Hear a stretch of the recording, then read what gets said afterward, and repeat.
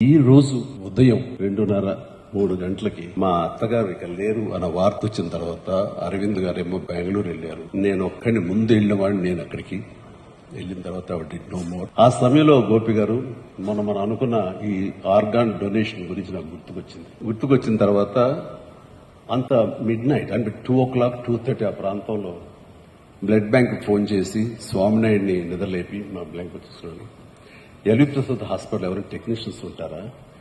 నేను ఆవిడ కానీ ఐ డొనేషన్కి నేను మిగతా ప్రిపేర్ చేస్తాను అంటే, సార్ ఈజీ చేతి సార్, వాళ్ళు రెడీగా ఉంటారు, స్టాండ్ బై 24/7 అంటే వాళ్ళకి తీసుకురా ముందని చెప్పేసి అరవింద్కి ఫోన్ చేసిన. అరవింద్కి తెలిసి ఎయిర్పోర్ట్కి బయలుదేరాడు.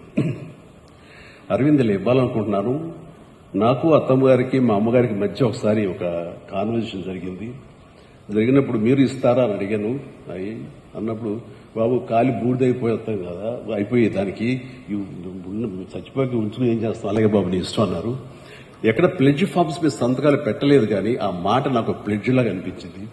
ఏం చేయమంటావు అరవింద్ అడిగితే, please go head. So early morning అది తీసి నేను హాస్పిటల్కి వెంటనే పంపించాను.